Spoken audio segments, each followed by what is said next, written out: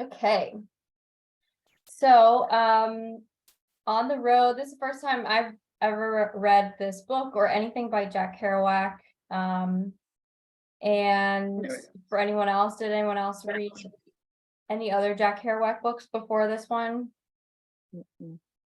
I've heard of Big Sur, but never read it. Yeah, I've heard of the Dharma Bums, which I think is in my brother's room, and I always wanted to pick it up, but I didn't want to pick it up until I read On the Road. I feel like you need to read On the Road before you read anything else by Jack Kerouac, because this one's probably, even though it's his most known work, it's also probably his most digestible work. I think probably some of the other ones might be a little more intense with some of the like counterculture topics that they talk about. So, but I'm not sure. I could be wrong about that. That's just kind of what I'm thinking is the reason why this book is so popular is because it's not necessarily mainstream, but it's definitely more digestible for the general audience. Get an idea of what it was like for the beat counterculture in that time. Okay. So I did some research today after I finished the book. I just wanted to have us all on the same page about like what is the beat movement and what does it represent and who was sort of the main characters behind all of that. So I do have a Wikipedia page pulled up, and I'm just gonna pull it up. Or I have the On the Road page pulled up, but I did write some stuff down about the beat movement. So the beat movement, real quick, is just it's a literary subculture. So it's almost purely based on writing and authors. It's that type of a medium. It's a subculture started by a group of authors in post-World War II America. So things that they believed in: rejection of the standard narrative, spiritual quests, rejection of materialism and economic materialism, drug experimentation, sex liberation, and basically just sort of questioning the status quo, which I can definitely,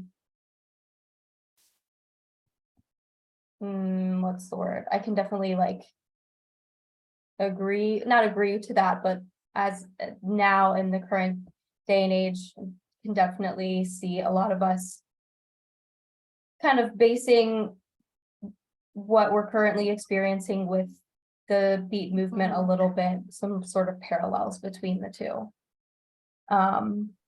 Just questioning the status quo and not necessarily just doing what society wants us to do, and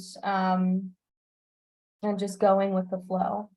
So something that I thought was really interesting was how the term beat movement came into existence. There's a couple different reasons and description, or what am I trying to say? I swear,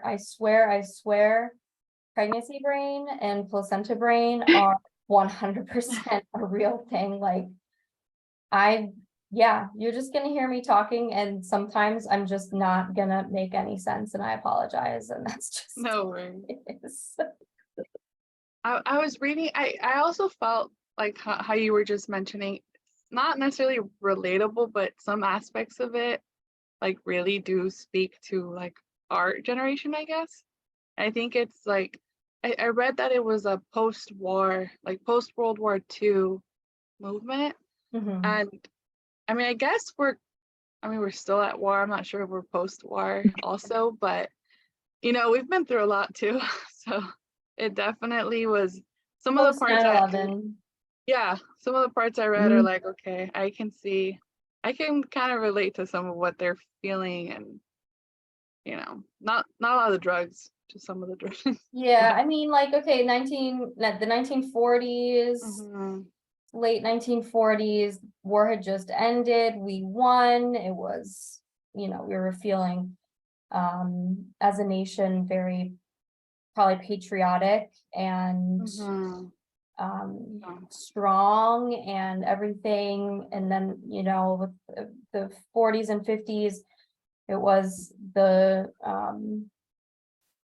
nuclear family and gender roles, and everyone's supposed to dress a certain way and look a certain way and act a certain way.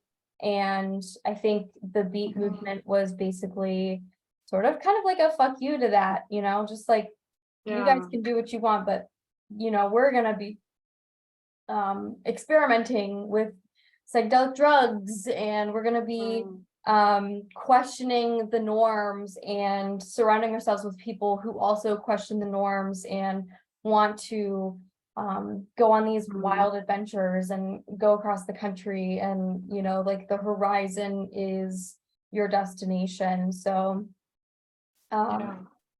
so Jack Kerouac is one of many people in the beat movement, the beat generation, and they all kind of knew each other, which was interesting because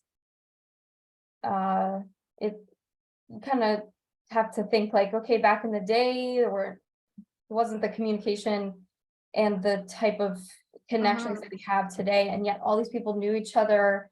They either all attended the same university or they met each other on the road, stuff like that. So it's interesting to Or they would write letters to each other. yeah, they Yeah, wrote letters to each other. That's how they Yeah. communicated. And Networking. I had that thought. I was thinking about that because he talks about, oh, this is my friend I told you about, so and so, and it's like, how did you did call him and chat about him? Like, how did you get to know that person? And it's just so different than what we're used to now. exactly. And so it's always been that way. There's always been connections between people, even on opposite sides of the country, but somehow they're all able to know each other and learn through the grapevine through such and such. So that's kind of cool. I thought that was interesting. Okay, so the origin of the name, the beat name, has some interesting little stories. So on the Wikipedia site, it says Kerouac introduced the phrase beat generation in 1948 to characterize a perceived underground anti-conformist youth movement in New York. But it was fellow poet Herbert Hunk who is credited with using the word beat. The name arose in a conversation with another writer, John Cleland Holmes. Let's see. He originally used the phrase beat in an earlier discussion. It was colloquially mean tired or beaten down. Oh, this is the cool part. So actually, it might be that the word beat was a colloquialism within the Black community. And what had happened was Kerouac actually took that term and appropriated it and turned it into something different, which is like, okay, so Kerouac has a little bit of that going on. So he turned it from something that was like downtrodden and beaten down to something that's upbeat and beatific. We hear the word, or we read the word beatific a lot in this book. And yeah, upbeat, beatific, on the beat to keep. So he may have actually taken a term that was very well known within the Black and African American community and appropriated it to something more their speed, I suppose. So that was interesting. I read that and was like, okay. Some of the stuff that he says or writes about in the book, you might be able to maybe see where that's coming from. So we'll get into that a little bit.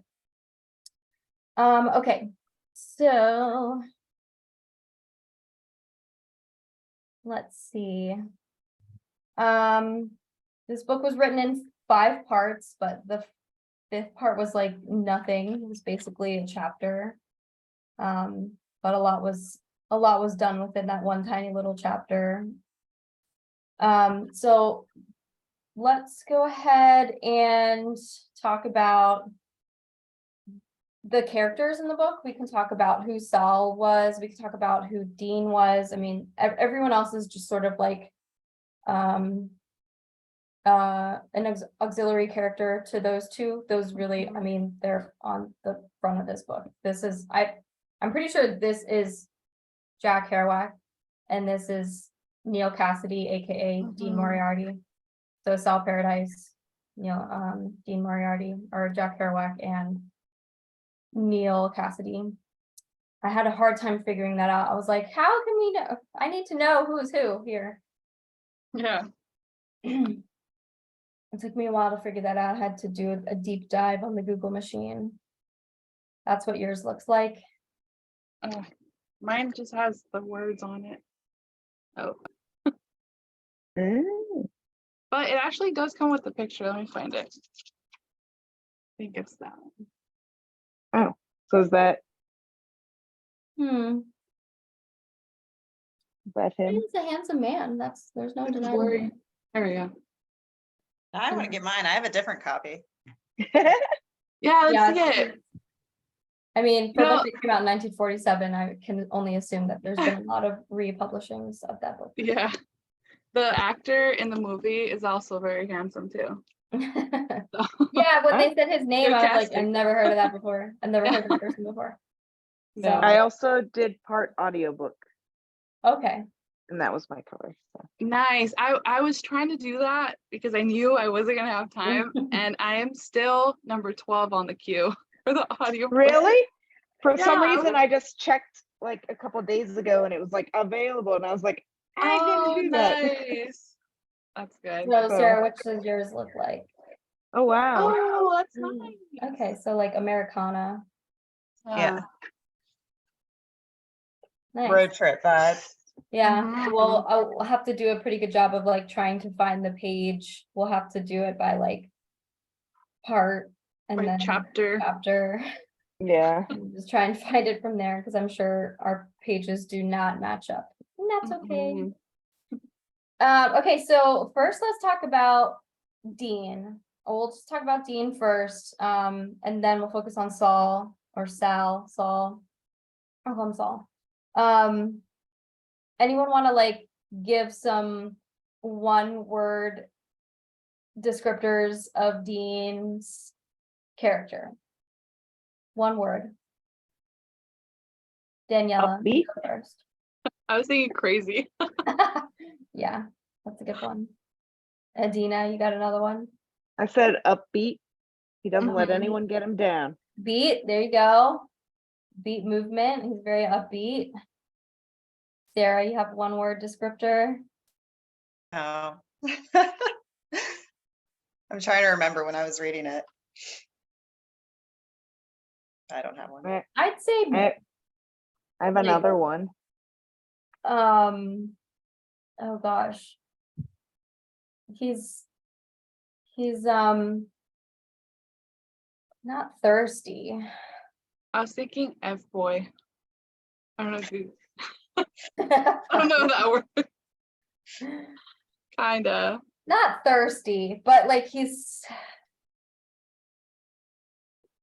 aspirational. That's not the right word either. It'll come to me. No worries. He's like he's always chasing the next. He's Mhm. chasing. There. Is that a chasing. Like insatiable or Yeah, okay, that's a good one. Insatiable. Yeah, I think maybe that was the word I was looking for. He's insatiable. Like Mhm. everything he could ever possibly want could be presented to him and he'd be like, I'm gonna go. I'm bored. I guess I want to go somewhere else now, like he's chasing the horizon constantly. You had a second one, Adina? He's a mess. Oh, he is a mess. He That's a is good one. a mess. And it took me a while to really understand like the stuff that he was saying and how it was being presented in the book. It was like, is he really saying this stuff or is this just hyperbole? But then I started to realize that, yeah, it's probably just, it's just word vomit, stuff coming out of his mouth that maybe he's not really thinking about too much. It just, he just says it. So Dean Moriarty is Neil Cassidy. Neil Cassidy is a real person who was born in Salt Lake City. His mother died when he was very young, and he was raised by his alcoholic father, which is talked about pretty extensively in the book. And so obviously that affected his life and his upbringing and who he eventually became as an adult. He was involved in petty crimes.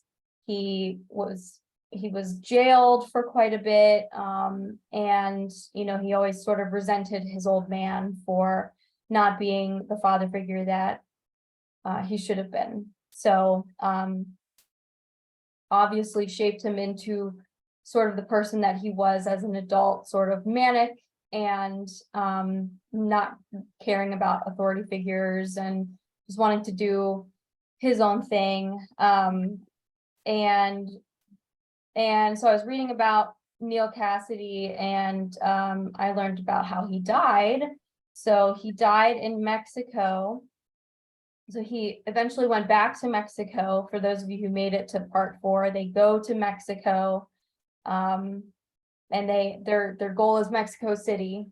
So they eventually make their way all the way down to Mexico City. And so he died in Mexico after attending a wedding. I don't know whose wedding it was, but he like left the party and he was walking on the train tracks, and he had something in his system. They actually don't know exactly what exactly he had in his system drugs wise, but he had drugs. They just don't want to disclose that, or because it was across the border, things get a little bit convoluted. So yeah, people found him the next morning. He was in a coma. They took him to the hospital, and that's where he ultimately died. So the cause of death is unknown, but they said like his kidneys were failing, and he had a bunch of drugs in his system. So he left behind 5 children with at least 2 women, maybe 3, I don't know. And so, you know, just that's the type of, and he died fairly young too. He was like maybe I think in the 40s. Yeah. Because it says that Jack died at 47. Jack died at 47. Yeah. So I was wondering why. I don't think I read why. There was like a little biography in the beginning of the book. Yeah, did anyone else have the there's an introduction by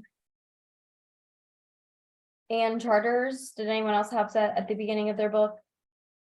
Mm-mm. No, it was pretty interesting. I'll probably go back and read it again now that I finished the book.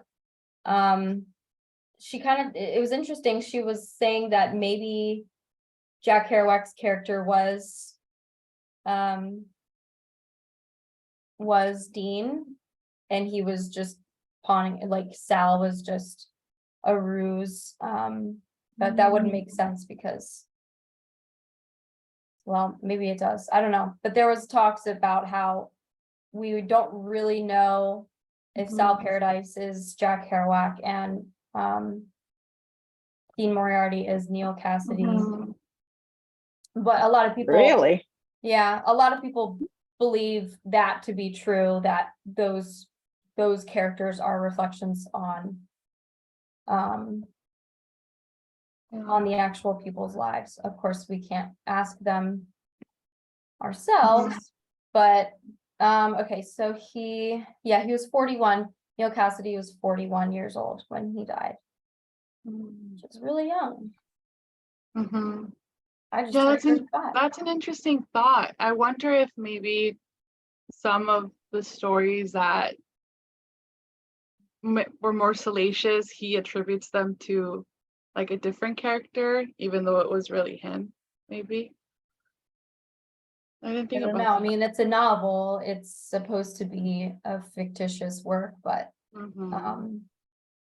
I mean, like, how can you come up with a story like this and it not based almost entirely on true and real events, you know? Mhm.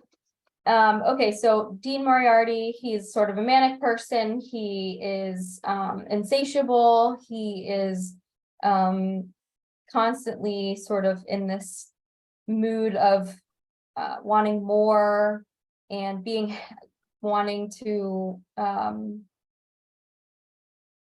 just find the next horizon, and he doesn't care who's with him, what happens to them. He's just sort of he's, some people would say, a very selfish person, a very just, yeah, selfish person, only cares about number one.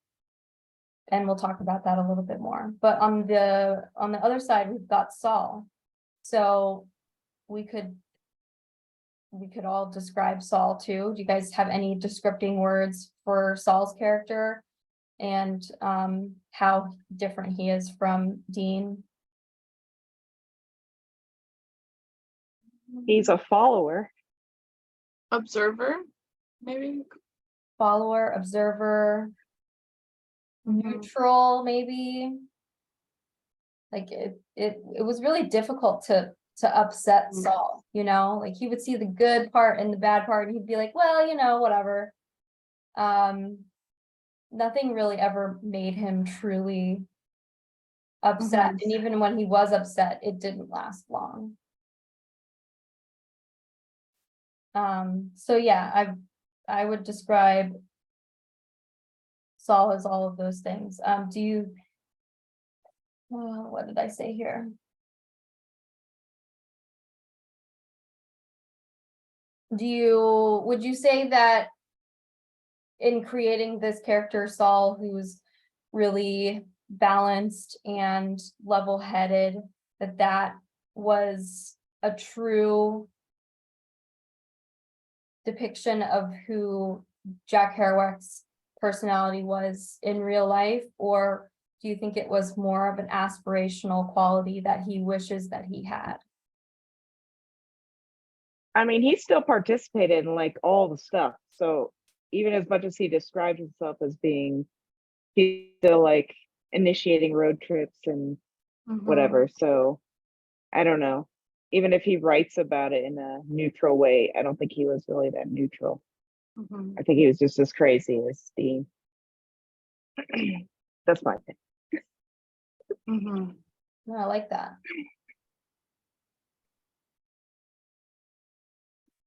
You have anyone else have anything to add? Whether or not this character was a true reflection of Jack Kerouac as a real person, or somebody he just wishes he was. I would say more aspirational. I think also because it helps, I think, balance the book a little bit more. I mean, I haven't actually read the book, but I'm thinking of the movie, like it kind of gives you a different like lens to see it through. And I don't think that he maybe intended to put everything that he did or he experienced through his lens for us to read, but more of like what other people were going through. Yeah, Mhm. I was thinking maybe, you know, he wanted the audience to see him in a very particular light. So whether or not it was like an accurate depiction of what he actually went through, these several different road trips and years that he was traveling Yeah. without people, you know, how did that really translate in who he really was as a person? I guess we'll never know. It's just one of those questions where you just have to contemplate it, and Mhm. you might not really know the answer to it. It's just something to consider, you know, is Saul Jack? Is Saul what Jack wishes he could be. Is Saul worse? That kind of thing. Mm. Interesting. No. Something to think about. Mhm. Okay. So every part of this book was like a major road trip that Saul had went on. Mhm. And they all had a lot of like similar locations. We've got San Francisco, we've got Denver, we've got New York City. So these are like really big Mhm. cities that we know a lot about. Raise your hand if you've been to San Francisco. Cool. Raise your hand if you've been to Denver. Long time ago. Not yet. Raise your hand if you've been to New York City. Okay. So we all know to an extent what those cities look like now, and we know what they look like in this book. And so we can kind of see how things are similar and how things are different. I know, it was like when he was naming off these streets, I was like, oh my gosh, I've been on that street, you know, like I know where that street is, especially in Denver. He would say streets and I'd be like, yeah, I totally walked that street, or I drove on that street or whatever. So it was interesting to see all these major cities. Are there other cities that he goes to? Mexico City is Mhm. kind of there, but he's only there once really in the book, whereas other places he's there kind of in those places. Would Louisiana, sorry, New Orleans be one? Yeah, New Yeah. Orleans would be one. Yeah, that's true. To see old Chicago. people. Chicago. So I've been to New Orleans. I've been to Chicago. Mm. So they all have their own personalities, their own cultures, and ways of life there. So that was a really cool part of the book for me. It was Mhm. getting into sort of the nitty-gritty of each individual person's experience living in those cities. So we can focus on one specific city. We can focus on San Francisco, because they're there a lot in this book. And so what are some things that Sal talks about in the context of San Francisco? What are some things that he likes about the city? What are some things that he notices about it? And then we can compare it to what we know San Francisco is today. Anyone want to go? Is that where he had the security job? Yeah. Yeah, he got that through Remy, right? Yeah, so his Yeah. friend Remy, who's his French-speaking friend, brings him out to San Francisco and gives him a job. This was something that confused me because at the end of part one, I have like 5 different ways that I took notes during the time I read this book. I've got notes on my phone, I've got notes on my notebook. Mhm. Yeah, so this is in part one. He goes out to San Francisco because his friend Remy promises him a job. And he thinks that's like gonna turn his life around or something. But then doesn't he break off his friendship with Remy? Don't they go their separate ways? In my notes, I said, broke off friendship with Remy. Why? I must have missed that part. I'm Does curious. anyone Remy- know what happened? Remy wasn't as tolerant of the crazy. At least it definitely is at the end. Yeah, He isn't. okay, so he's, Oh, here it goes. In chapter 12. It just says he packed and slipped out the window the same way he'd come in, and he left with his canvas bag, and he never. And Remy and I were lost to each other.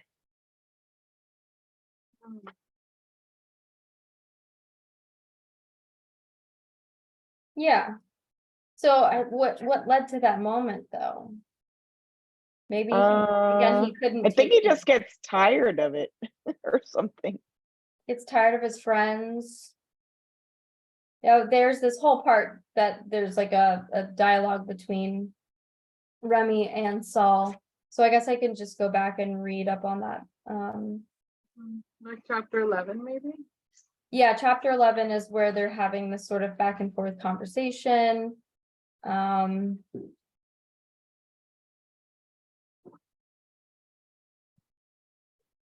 This is what he says, that there's something brown and holy about the East, and California is white like wash lines and empty headed.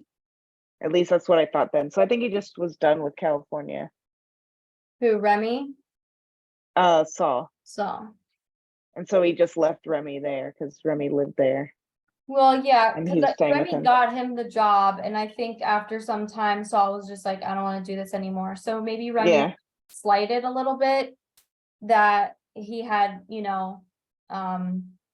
worked to get Saul this job, and then Saul was just like, you know what, never mind, it's not really my speed, I'm gonna go back to the East Coast.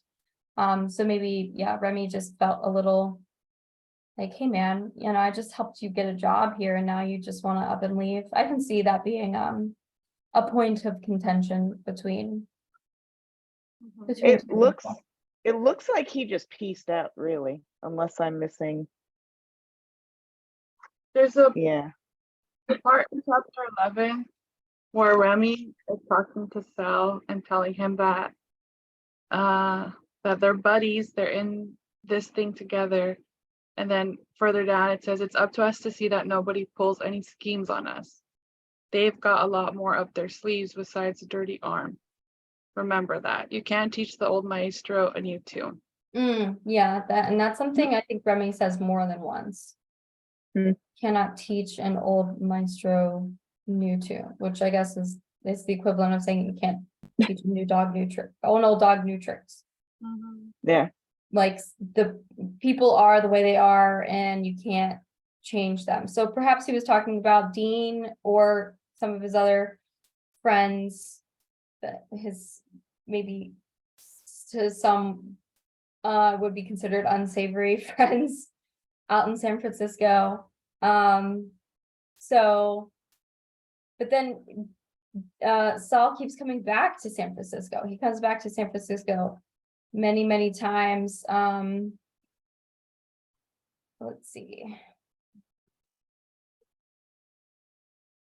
Yeah, in part 2, and they go to San Francisco again via New Orleans. That time, they go to see Old Bull in New Orleans, and they continue through Texas to San Francisco. And it seems it's an even more challenging journey for Saul, because Dean is getting more manic, he's getting more unpredictable, and then the food situation, like they don't have guaranteed food, and especially by the time they get to San Francisco and they're in San Francisco, food is a very difficult thing for them to get, and obviously can lead to a lot of issues if you don't have food security. But Saul is he's still like, oh, I've made it to the West Coast, I've made it to the end of the continent, to this beautiful city. So he's still trying to see the good in everything. But obviously it's definitely not a great situation for them to be in, especially since I think he went out there knowing that he didn't have a lot of money to begin with. Oh, he also got drunk at the dinner that his friend paid a lot of money for, Remy. Yeah, I saw that. Because he ran into his other friend. Oh, here's Natalie. I hope she wasn't waiting long because I've been looking at my screen for a while. Oops.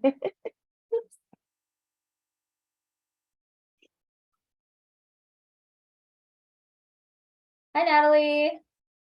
Hi everyone, sorry I'm late. It's okay. Wow, 5 people. This is great.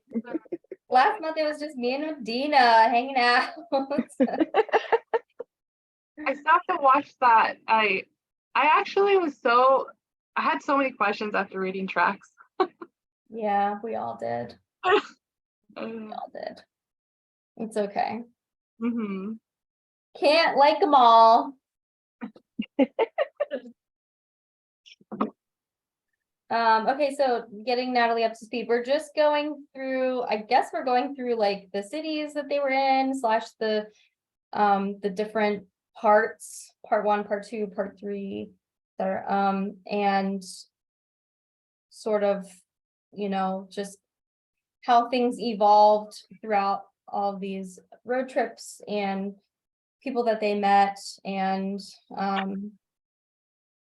the cities that they get so familiar with along the way.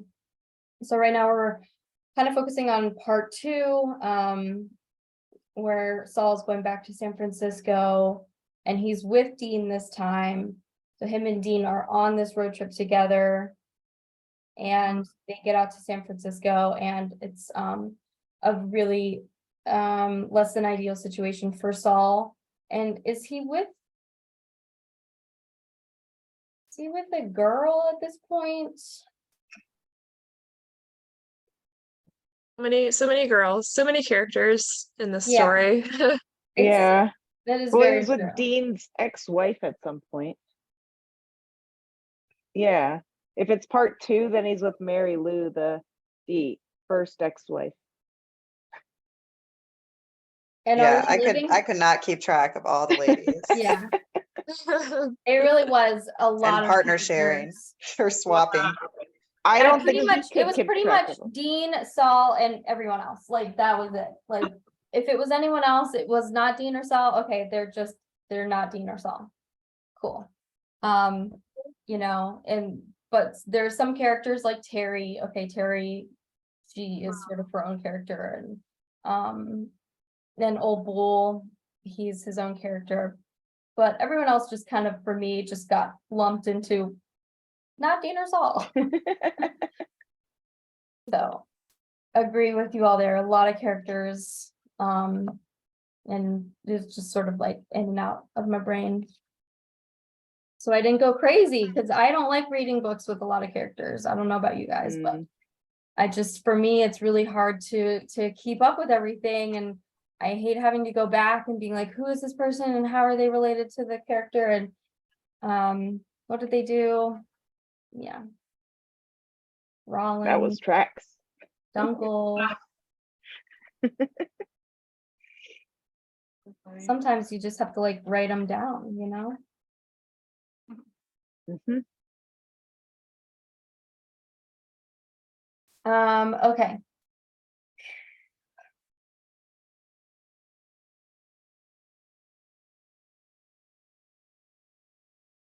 Not much interaction. Oh, that was part 1. Again, I've got everything like spread out in different notes here. Okay, so on my page 181, I thought there was a poem that was written by somebody else, but I think it was written by Jack Kerouac. So this is part 3, the very beginning, first chapter. There is a little poem that he writes. It was the Denver night, all I did was die. And then the poem goes down in Denver, all I did was die. I thought he was referencing somebody else's poem, but turns out that is Jack Kerouac's poem. So I wanted to figure out if there was some reference to some other poem or poet, but no, it wasn't. But immediately after that, there's a really interesting chapter that gets back to the whole, maybe we can understand how Jack Kerouac appropriated the name beat to fit his description of this sort of counterculture. So I'm just going to read this paragraph here. He is in where is he? Yeah, he's in Denver, obviously. Across the street, Negro families sat on their front steps, talking and looking up at the starry night through the trees, and just relaxing in the softness and sometimes watching the game. Many cars passed in the street meanwhile and stopped at the corner when the light turned red. There was excitement, and the air was filled with the vibration of really joyous life that knows nothing of disappointment and white sorrows and all that. The old Negro man had a can of beer in his coat pocket, which he proceeded to open, and the old white man enviously eyed the can and groped in his pocket to see if he could buy a can too. How I died. I walked away from there. That paragraph definitely stuck out to me as being it's Jack Kerouac's The White Man, and this is the 1940s. And when you think about everything that's happening, everything that's happened before and during, and for us, we know what happens after the 40s, the 50s, and the 60s, and this civil rights movement and everything. So the 40s, we're still in segregation, still in segregated America. And so for Jack to write that there's a joy to a joyous life and that he's experiencing white sorrows, I definitely wrote that down. It was like, okay, I thought that was to me that was very concerning. I was very concerned when I read that, because we know, based on history and what history has taught us, that that's probably very inaccurate. And for Jack to think that way is probably showing his privilege quite a bit, and showing that he doesn't really understand the plight of people outside his own race. That he sees such a shallow thing. He's listening to jazz music and he's following these musicians, and he gets a lot of joy in listening to jazz, which is predominantly a Black community music. So for him to say that is just kind of like, okay, he has a sort of backwards way of looking at all of this. Does anyone else have anything to add to that particular section of the book? The question I have here is, what does Sal misunderstand about white sorrows and how he views Black people, especially in the 1940s?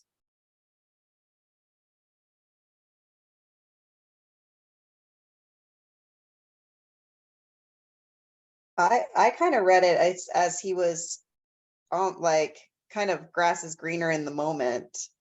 Like, oh, they know nothing about these problems I'm dealing with, but like how they're like celebrating their joy. So he probably, I am just, putting something on. He probably thought he was like so cutting edge and like writing at this time, like, oh, me being envious of, these people and their simple joys and their simple problems.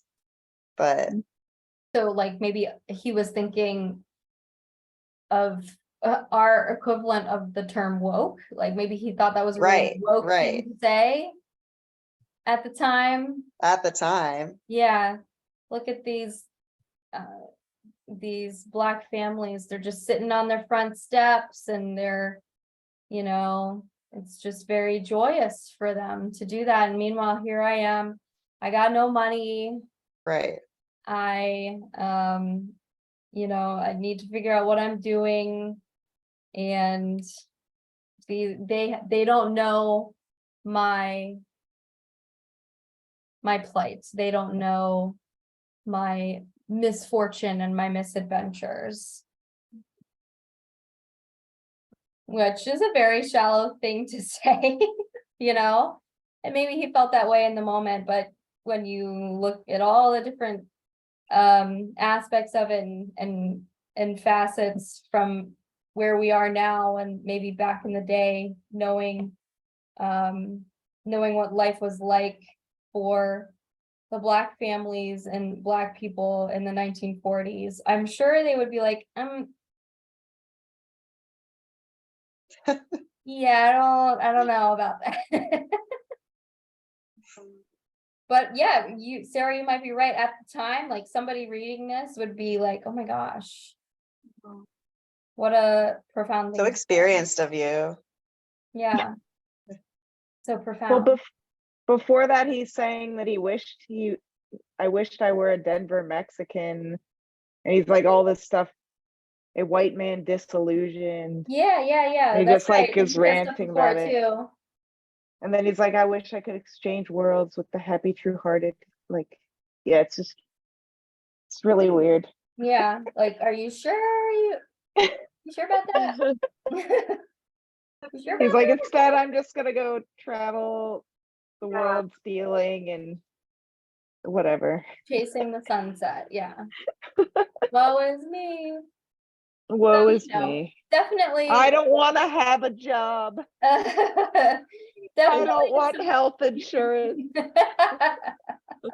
There's a, I forget who it is, but there's a character in the movie that says that they, just depend on their family and friends for money. So it's like they have, even though they make bad choices and end up in like bad situations, they still have like home or like family to fall back on. Yeah, he always had his aunt. She could Yeah. borrow And him to pay money. the parking, yeah, the speeding tickets, and when they got stuck in a bind and had zero money and needed to jump on a bus. Yeah. And he was always like, this is the last time. And it Yeah. never was. And it's Famous like, last He found random women to give him money. time. Mm-hmm. I don't get it. Yeah, they They found found hobos to give them money. That's true too. even when they didn't give him money, they were like, come along, yeah, it's fine. Like I that don't was- understand this car program where you can just drive a car for someone, destroy it, and like get paid. The travel bureau, yeah. I was like, how did they like make off like destroying this limo? And Yeah, that was what, part 4? Yeah. No, But that he did talk about driving another bureau car and another, Yeah. like it was more than once that they did it.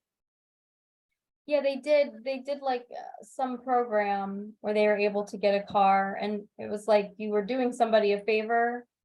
You were Mhm. driving a car from one location to the next for them, which I mean, I feel like that program still might exist to an extent in this current day and age. It's probably something that's a little more under the radar, like Craigslist and stuff like that. I don't think there's an actual I mean, I've company. known people who book like a trailer for the car, like hire a trucking company to carry their Mhm. car. Like I know that. Yeah, as Yeah. far as just random hobos driving your car seems not good. I guess it would be it's a little cheap. bit different today. For sure. I mean, hitchhiking is a criminal act in some parts of the country, so. no way. I was so curious about that. I was like, why is that no longer a thing? Yeah, because you could go to That's so jail. cool. I mean, it's a thing in New York. Okay. The livery cabs. That's like a short-term hitchhiking. I mean, they generally pay them something, but it's not like an agreed upon rate or anything. Hmm. I don't know. Yeah, I guess, I mean, it's probably a states' rights thing that the state can determine. I mean, it's not legal. They just do it anyway. They just, yeah, it's just something Yeah. that, even if it's not, it's just sort of Yeah. accepted as the norm or acceptable. Every day near work, though. Always picking up, dropping off, honking. So, Okay,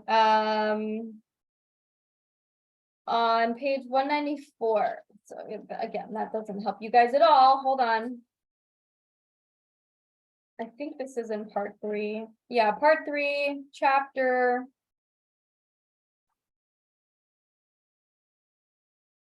3. We get other people's opinions of Dean and their, yeah, people's opinions of Dean. We get, I don't know how to say her name, Galatea. They said it Galatea in the movie. Galatea, okay. And in the audiobook. Okay, so it's Galatea, which is I like that name. That's a really nice name. Galatea basically leans in on Dean, and says some really, not terrible things, but probably things that he needed to hear or Saul needed to hear about Dean. You have absolutely no regard for anybody but yourself. I think this is a typo. It says by yourself. Did everyone else have that? It says B-U-Y instead of B-U-T. But yourself. Mine says but. Okay. Yeah, I was like, that must be a typo, or maybe that's just how they said things back in the 40s. I don't know. You have absolutely no regard for anybody but yourself and your damn kicks. All you think about is what's hanging between your legs and how much money or fun you can get out of people, and then you just throw them aside. Not only that, but you're silly about it. It never occurs to you that life is serious and there are people trying to make something decent out of it instead of just goofing all the time. That's what Dean was, the holy goof. So those are some strong words coming from Galatea. Do you think that was warranted? Do you think those comments were warranted? Does anyone think those comments were warranted? I think definitely warranted, but it went in one ear and like came out the other. I think they were for sure like at the time in the book, I was like 50-50 because he had only abandoned like one wife and I don't think he had any kids, or maybe he did, but I was just kind of like, Happens. because later he says Giving him the benefit of the doubt. he said something like, he gives you a good time and true is true, or so. I don't remember what it was. But later, for sure, like he just Yeah, definitely. What he didn't get better. What she says here, you're like, well, okay, that's kind of harsh, but then it all ends up being true. So, well, I mean, we can interpret it how we want to interpret it as the reader, but that's what I was like, oh, damn, she was right. She was right. Yeah, there's someone else said something else about, I don't know if it was Mary, I think it was Mary Lou, or maybe it was Camille. They all sort of, it's like, damn, how many women did you have in your life? But basically at some point, I think it's Mary Lou says, to the effect, the same thing. You're selfish, you care about nobody but yourself and your next adventure, and screw anyone else who tries to get in the way. And basically once you're through with whatever service they're rendering for you, whether that's money or a ride or a place to sleep or whatever, then you just throw them to the side and that's it. You have no regard for these people. That also a little bit of foreshadowing for like what he would do to Sal. Yeah. Just leave him. Yep. Yeah. So we'll get to that part in a little bit.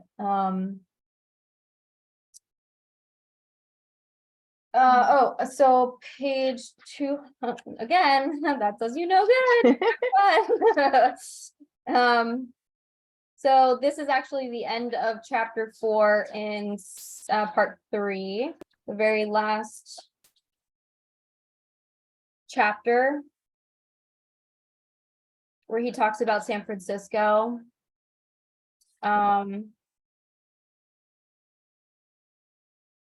Mission Street, I've been on Mission Street. Mission Street that last day in Frisco was a great riot of construction work, children playing, whooping Negroes, coming home from work, dust, excitement, the great buzzing and vibrating hum of what is really America's most excited city. And overhead, the pure blue sky and the joy of the foggy sea that always rolls in at night make everybody hungry for food and further excitement.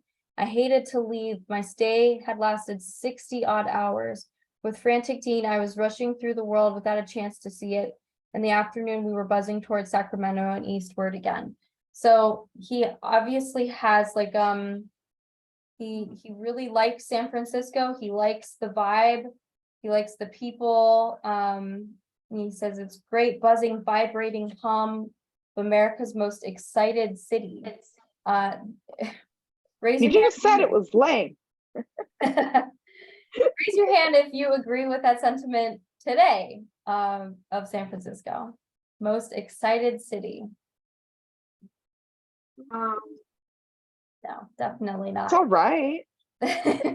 Definitely not. I mean, like if you had to describe what you know about San Francisco today, whether you've been there in the recent years or you've heard about it, we've all heard about Silicon Valley and we've heard stuff on the news and things we see on social media. Like what are some things that you would, words that you would use to describe San Francisco today? I think just recently it's been more on the news for negative things like the issue with drug use and homeless people. And I feel like before, because I used to go a lot, probably like once a year because we have family up there. So it was like the thing we would do when we would go visit is go into the city, go to the pier and explore. And yeah, I think prior to like maybe 2019, I would agree it's very fun. It's the hills are just make it so different. You can ride the cable cars and the weather is so different depending on what part of the city you're in. Mm-hmm. I always have a very nice, like, I guess, childlike view of it because I've always had a lot of fun there. I've also gone to like music festivals there, so I attribute a lot of fun to the city. But recently, I have family who also lived in the city and moved away because it was no longer safe for them. So I haven't been back honestly since 2019. So I don't know really what it's like now, but it sounds not good. Yeah, anyone else have any contributions to what they've heard or learned or seen in this supposed America's most excited city? Just that it's expensive Yeah, really. and Probably the thing Yeah. that most people would say is that it's not to use this term again, but it's getting too big for its britches.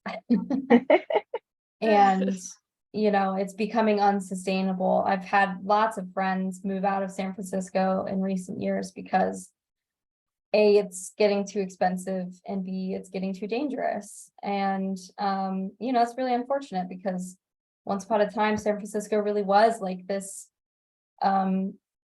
really beautiful city that had so much to offer to young Americans. And it's a very art forward city.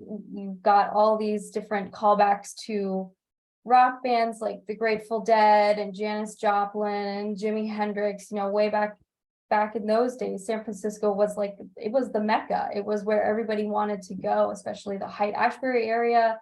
That was referred to a lot in a lot of different artists' musics or songs and literary works and poems and all sorts of stuff. And you don't hear about that stuff anymore. So it's just interesting that how much a place can change.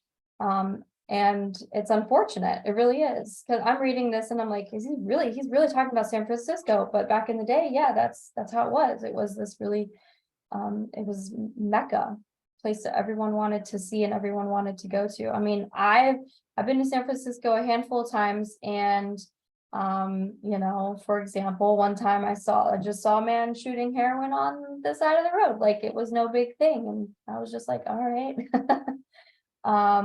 And I had a friend who got jumped there, and he had to move out, and you know,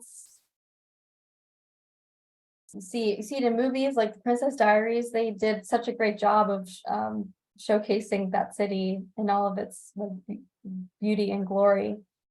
Just hope that one day it can return to that sort of wonderfulness that it once was. But first thing I gotta do is lower the rent. I gotta say that much. You gotta lower the price of rent and properties and everything, because people have to room with like 5 or 6 people in order to even make rent. Is San Francisco rent worse than New York? I'm not sure. They're comparable. I mean, I think so. like the big 3 would be what, New York, San Francisco, maybe DC would be in the running, probably. It's probably not as bad though, because I feel like there's just way more people trying to live in New York. Like there's more scarcity, so maybe that's why it's maybe has the edge on San Francisco.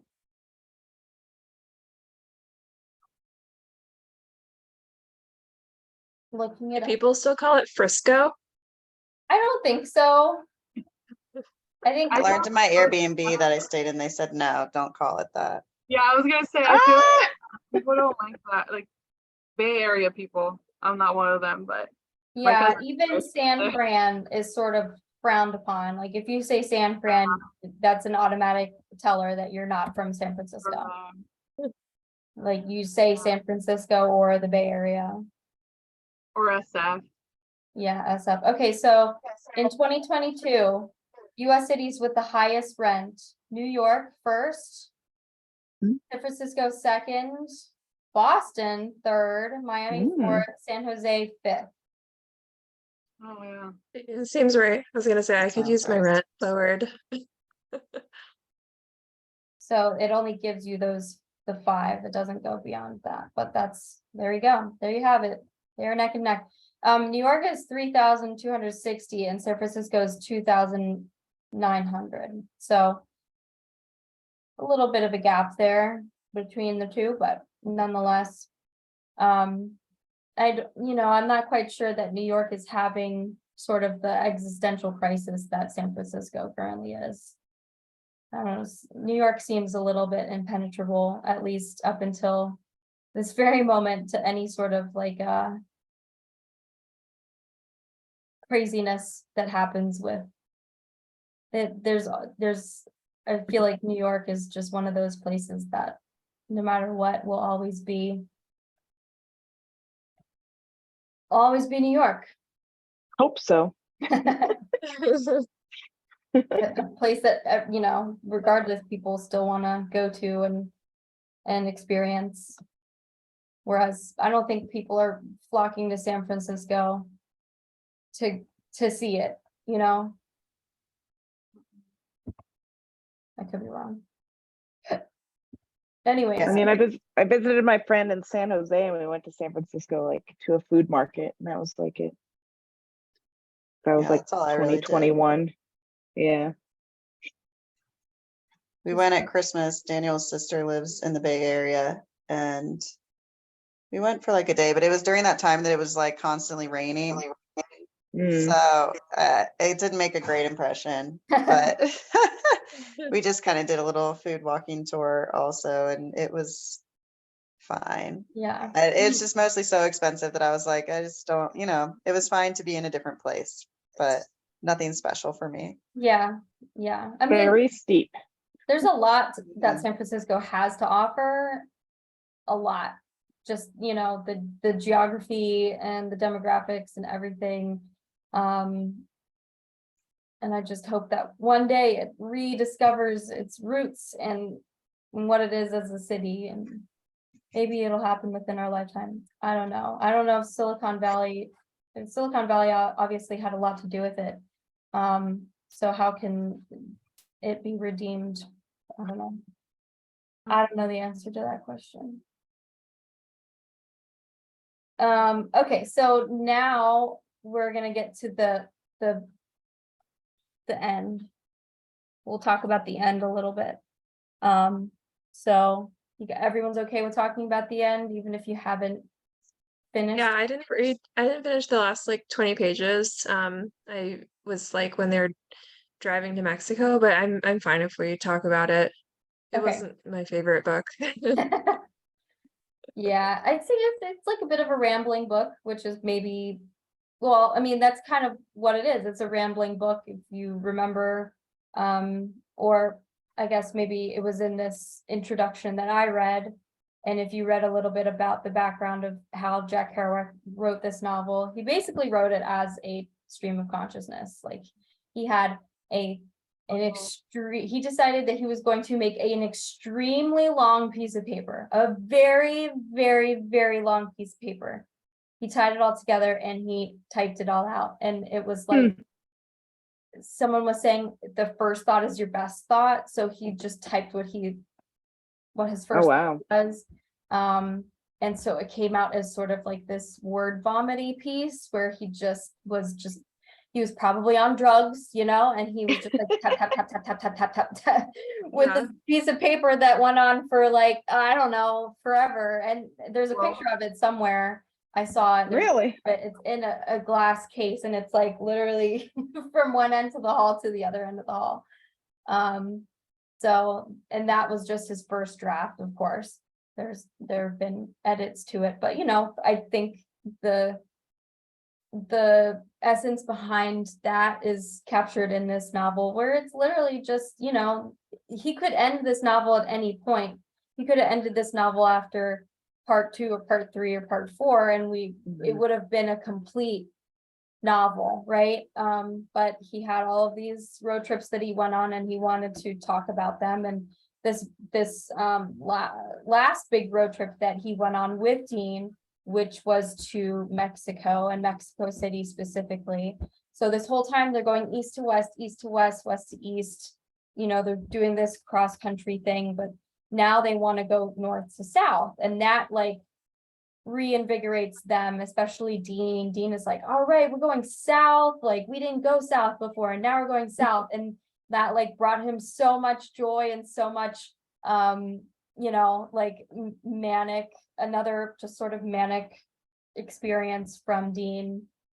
Or now his horizon, his forever horizon is heading down south, and it's getting hotter and it's getting more desolate, and it's getting he's entering a different country now, and that presents a whole other thing. And he has these revelations about what life is like outside the country and stuff. But basically at the end of the book, they make their way to Mexico City. They get into Mexico City. They're there. They're like, oh my gosh, we made it. This is great. And then Sal comes down with dysentery. So Sal gets down with dysentery. Dysentery sucks. It's like so bad. And Dean is basically like, oh, you're sick? Okay, well, I'm gonna go back. I'm gonna go back to New York. And I'll see you later. Like that was it. It wasn't like, here, let me help you get better. I'm sorry yet you're going through this. It was literally just, yeah. Let me see if I can. It happened to the third guy that was with him, that his arm kept like blowing up. Oh, Stan? Was that Stan? Yeah. Yeah, I think Stan. he Yeah. stayed with him. Stan sticks with with Saul. So Yeah. Dean is basically saying, "Hey, Stan, you got this? Okay, good. I'm out. Peace." So Stan sticks around, but yeah, poor Sal got sick. Stan will take care of you. Now listen to here. If you can in your sickness. I got my divorce from Camille down here and I'm driving back to Inez in New York tonight if the car holds out. And Sal says all that again. And Dean says all that again, good buddy, gotta get back to my life. Wish I could stay with you. Pray I can't come back. And he's like literally doubling over, cramping and everything. And Dean is just like, yeah, he just leaves. I got to go now. He just Old like paper went salad, to bye. Mexico to like get his divorce done because it was cheaper. Yeah, exactly. I don't understand how that works, but sure. I don't understand anything about Dean's like logic. So again, now we're going back to what how do you say her name? Galatea? What Galatea Yeah. said on page 194, a whole almost 100 pages before, saying that Dean is selfish and he only cares about himself. And yeah, that's like, Yeah, I thought Dean and Sal were brothers. They were gonna stay on the road forever. Yeah, stay together forever. that's what, didn't they agree on that? Didn't they say But he that? also divorced his second wife to then go move back with her. Yep. He doesn't know what he wants. Yeah, and that's all revealed what in part 5. I mean, so much, it's one chapter, but so much happens in that one chapter. Like, okay, he divorces Camille to get married to Inez, but then he goes back to Camille on the West Coast and oh gosh, gives you whiplash. Literally gives you whiplash. He's going from one side of the country to the other how many times, and then he goes down to Mexico and meets his ultimate fate down there, but damn. The interest in young girls was creeping me out after a while. Yeah. Yeah. Like for real. Yeah, definitely some predatory behavior happening there. But hey, it was the 40s, like life was different back then. No, I'm not. That's Maybe, but not, it's it's still not an excuse. I mean, it's just like, didn't age well. no, it did not age well. I mean, there are a few things that didn't age well in this book. You know, the white sorrows thing and the predatory thing. And the The fact gay that he thing. could have maybe appropriated the term beat from the Black community. Mhm. Yeah, there's something to be said about that too. So now let's get into Dean and Sal's relationship a little bit. So I'm trying to think.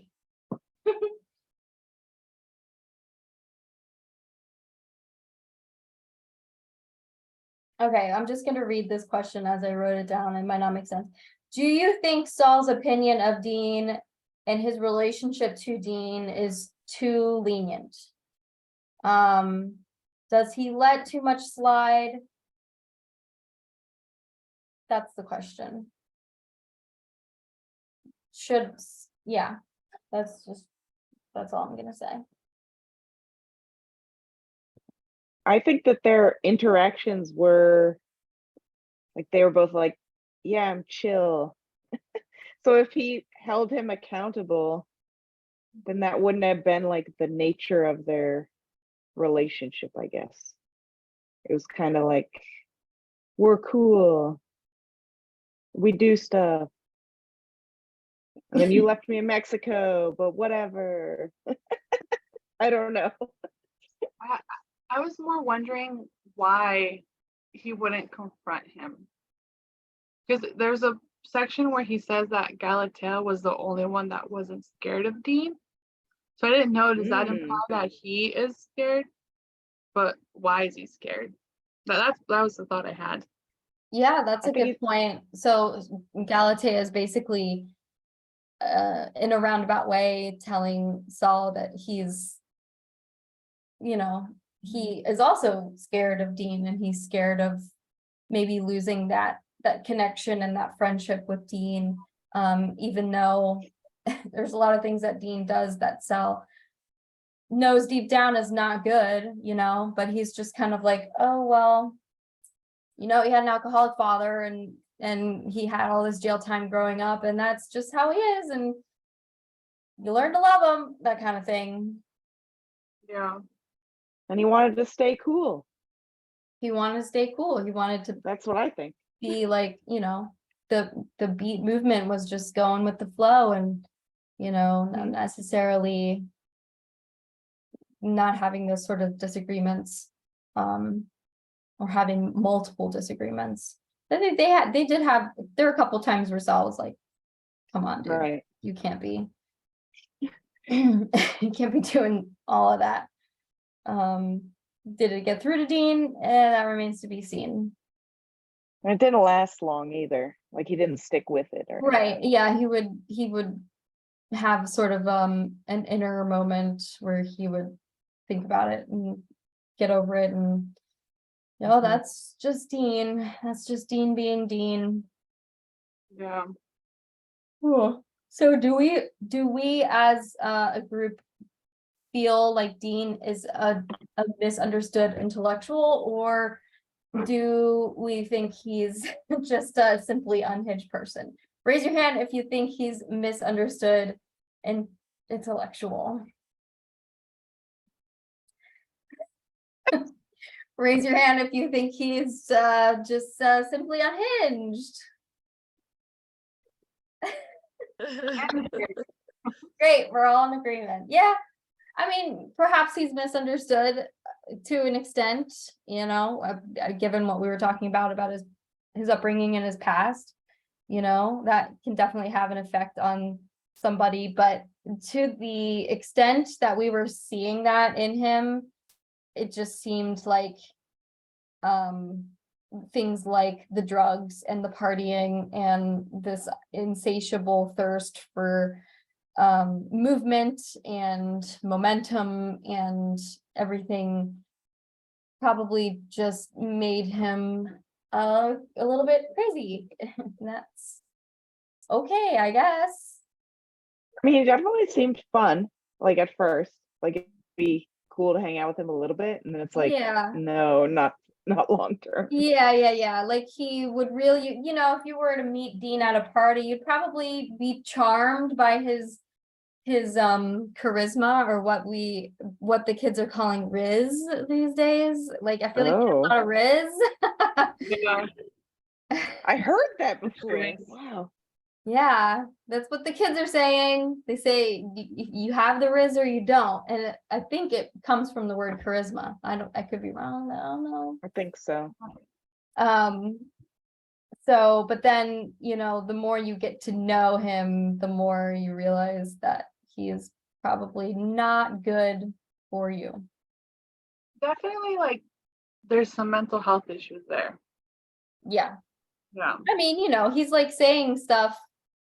He's yelling things at the top of his lungs, and some of them make absolutely no sense, and they have no coherent thoughts to them whatsoever. It's just, you know, especially when they're on the road.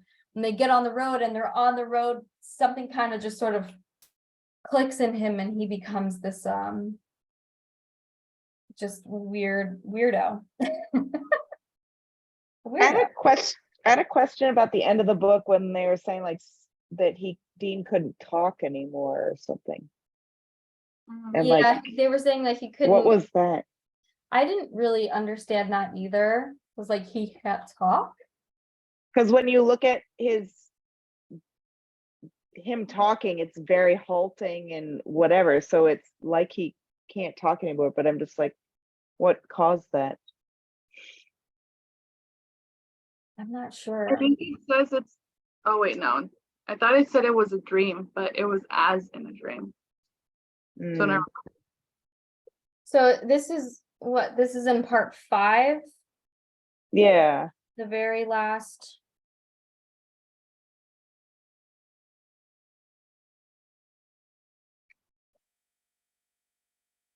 yeah, it says he hopped and laughed. I think this is like, well, I was gonna say it's page 304, but I know it's not the same. It's like a few, like maybe 7 paragraphs before the end. Yeah, he stuttered and fluttered his hands and said, you must listen. We listened all ears, but he forgot what he wanted to say. Yeah, He was maybe just high. yeah, maybe. Maybe he was high or he was coming off of a high. Never really, Mhm. I never really tell. They did a lot of amphetamines at the beginning, and then a lot of marijuana later. Benzodrine, Yeah, marijuana. I never heard of that. I was like, in the I had movie, to look it up. yeah, they show them taking it, like it looks like chalk. They're just eating it. And I was like, It's amphetamine though, so yeah. okay. Interesting. Yeah. He was maybe on the come down from something. Okay, let's see here. Here's a good question. Why do you think the beat movement and Saul and Dean had such a close connection to jazz music? He talks about jazz music a lot. There's a lot of jazz that they go to see, and they go to nightclubs and they're up all night listening to jazz. And there's a lot of references he makes to jazz music throughout the entire book.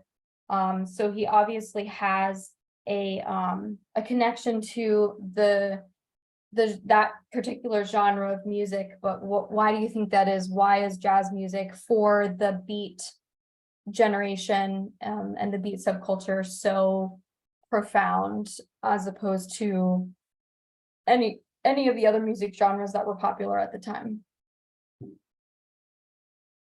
I thought about something my band teacher said when I was in middle school, and he said that jazz, when it comes to like the way the notes are played, has no rules. So it's basically, the timing, the tempo is different. You can make your own, and then it was very interesting because I was only in band for like 2 years, so I never really learned more than that. So I didn't get to be in jazz band because I was more advanced. But yeah, I think it's just like, it's chaotic, but it's so beautiful and it gets people going.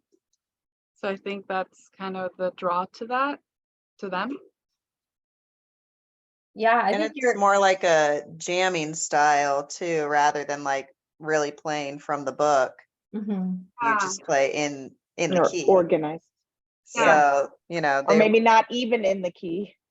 yeah. Right, like each instrument and has like you can do your own thing. Like, you can have your own solo at whatever time, and it'll still work as long as obviously you're same key or notes, I guess. But you can kind of do your own thing, but it'll still sound good if you're all doing it together, like the drums and the other instruments that they have.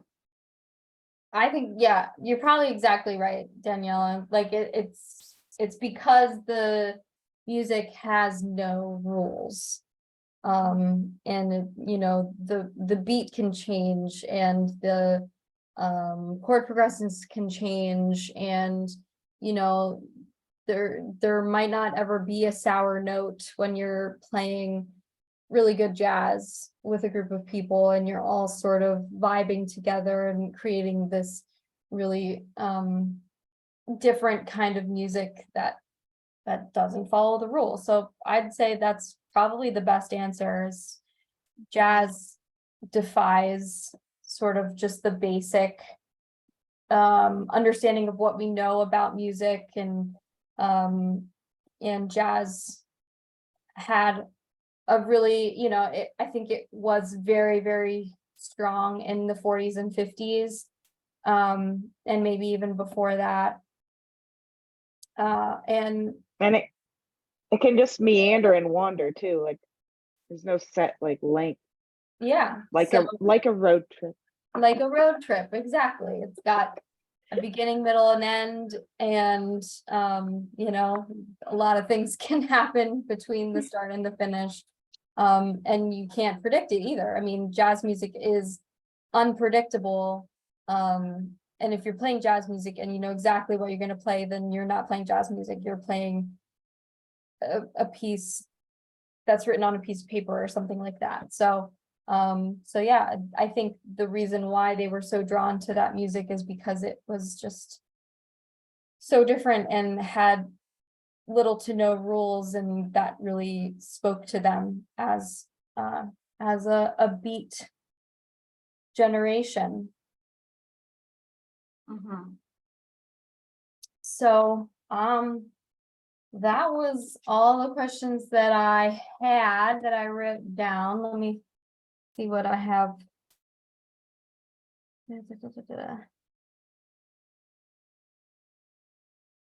Yeah, that's pretty much it. That's what I had. So that's that. So I guess we can do the raise your hand. Raise your hand if you liked this book. I have to report back once I'm done reading it. I Those learned are some good. things. Yeah. I liked the movie. It was pretty long. It was like over 2 hours. Yeah. Oh, there's a movie. What streaming platform is it on? Yeah, I said the same thing. I was like, wait, what? And it's a new movie too. But tell them, Daniela. So I think Tubi was where I found it, and it's free. So I think I had to sit through like maybe 3 little commercial ads, but they weren't bad. And then close to the end, I was falling asleep. So it was kind of hard, but it was entertaining. I mean, definitely don't watch it in public.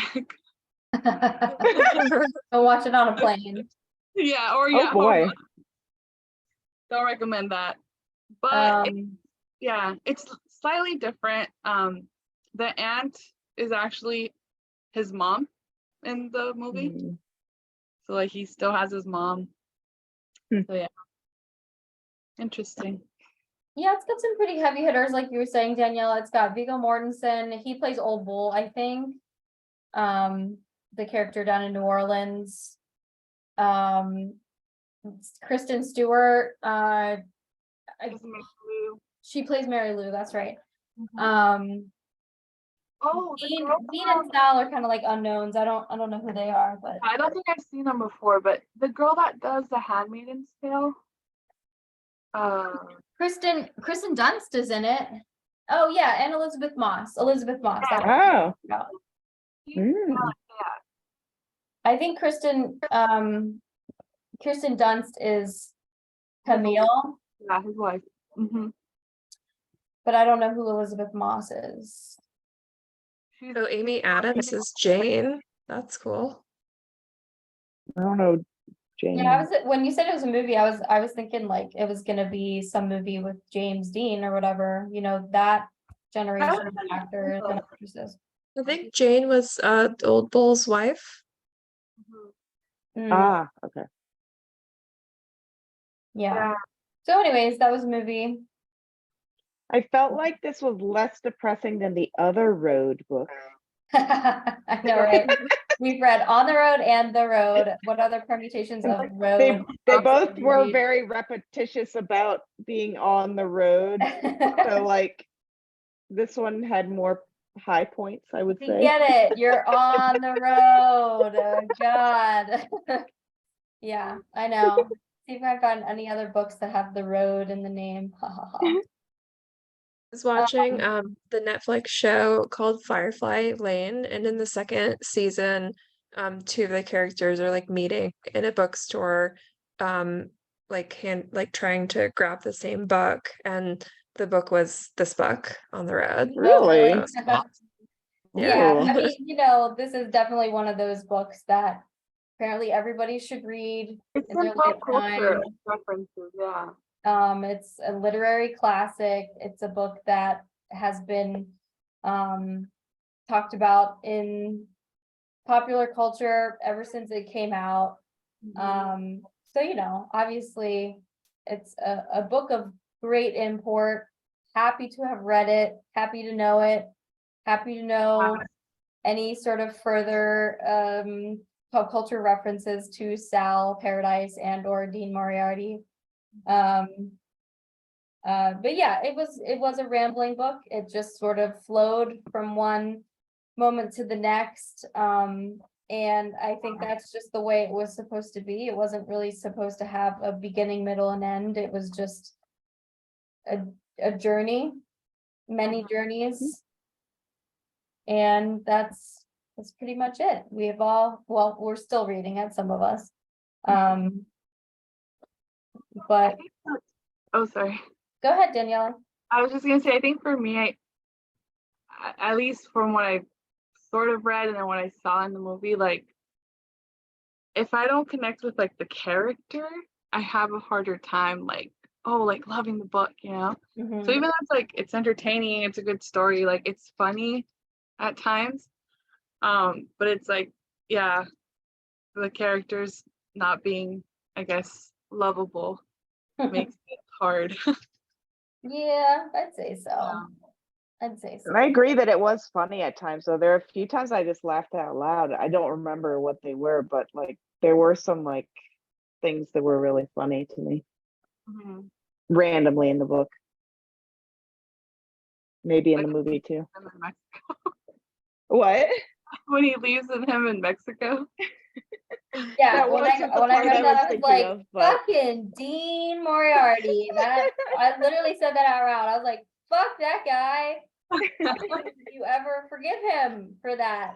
That is such a terrible transgression. I would never talk to him again. Yeah, and my husband, literally, my husband was like, "Is everything okay out there?" I was like, "Yeah, I just read this ridiculous part of the book, and it's the end."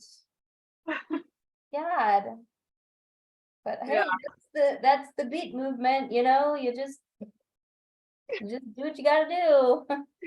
Yes, yes, yes, Right. yes, yes. Yeah, seriously. I'm curious to know how they I do want to watch the movie now to see how they translated his manic behavior to screen. the audiobook did it very well. Yeah, like Yeah. how if you could do your best He was impression. just like he'd like just like go on. I was like, oh. Okay, cool. I found an audiobook on YouTube and it was hard for me to listen because the narrator had that like almost transatlantic accent. He was talking so fast. I'm like, I don't even know what I'm listening to. I feel Yeah, like so I that would will be an say interesting audiobook read. this was not one that you could, at least I could not speed up because regular speed was speedy enough, like very Slow speedy down. sometimes. Oh, my light just turned off. Oh no. It's a timer. Oh, I like the lights went out. Yeah, They were it's saying having go to bed. blackouts up in the Bay Area this weekend. Oh, really? Yeah, so it's starting to get kind of hot over here. I don't know Here about too. you guys. Okay. Yeah. Yeah. Oh, I'm definitely feeling the heat. But Yeah. Okay. Well, that's that. Does anyone else have any final thoughts, words, things they just really want to get off their chest about this book? I don't think so. No?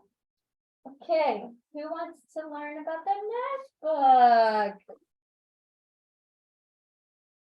The Descendants. Mine has a picture of George Clooney on the front. the Ooh, another Descendants. another movie. That was I Julia know. I think every single book we read does have a movie adaptation, except for Tracks. Tracks does not have a movie. Mm. But I think every other book we've read has a movie adaptation. I did finally watch The Joy Luck Club. The Joy Luck Club was in our entertainment app on American. And so on some of my deadhead flights where I just fly as a passenger in uniform, I tried to watch it, and I think I watched it in 2 sessions. It was like pretty similar to the book. It's broken down into these different sections, and it had been so long since I read the book that some of it I was like, wait a second, what's going on? But yeah, it was good. It was good. I liked it. again, a movie that, a book that, and a movie that doesn't really have a beginning, middle, or end. It's just a bunch of stories. Okay, so The Descendants, yes, it was a movie, and Who's the author? Kauai, Kauai Hart Hemmings, and she is a native Hawaiian. It says she lives in Hawaii, but doesn't say exactly where. Ah, okay, got it. But here's what it says. Fortunes have changed for the King family, descendants of Hawaiian royalty, and one of the state's largest landowners, Matthew King's daughters, Scotty, a feisty 10-year-old, and Alex, a 17-year-old recovering drug addict, are out of control, and their charismatic, thrill-seeking mother, Joni, lies in a coma after a boat racing accident. She will soon be taken off of life support. As Matt gathers his wife's friends and family to say their final goodbyes, a difficult situation is made worse by the sudden discovery that there's one person who hasn't been told, the man with whom Joni had been having an affair. Forced to examine what they owe not only to the living but to the dead, Matt, Scotty, and Alex take to the road. To the road. The road. Hi! I think it's not a very long road. The road's like not the very road long to to Hawaii. Hawaii. Yeah. To the road to find Joni's lover on a memorable journey that leads to unforeseen humor, growth, and profound revelations. So that's what that's about. The movie is really good. I like the movie a lot. I wish they casted native Hawaiians, but again, Hollywood's gonna Hollywood. Oh yeah, George Clooney, he looks Hawaiian. He's good enough. Italian, okay? He's like straight up Italian, Irish, or whatever. There's not an ounce of Hawaiian blood in him, but he does do a really good job in the movie. It is a really good movie, and I don't know if there's this sort of subplot that was in the movie that's going to be in the book, but I hope that there is, because that's kind of, for me, what made the movie so good. Is not necessarily just like the stories of these characters, but the fact that the King family are descendants of Hawaiian royalty and one of the state's largest landowners.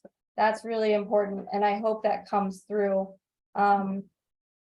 If you know anything about Hawaiian land ownership and Hawaiian politics, you'll know that only native Hawaiians can own land in Hawaii.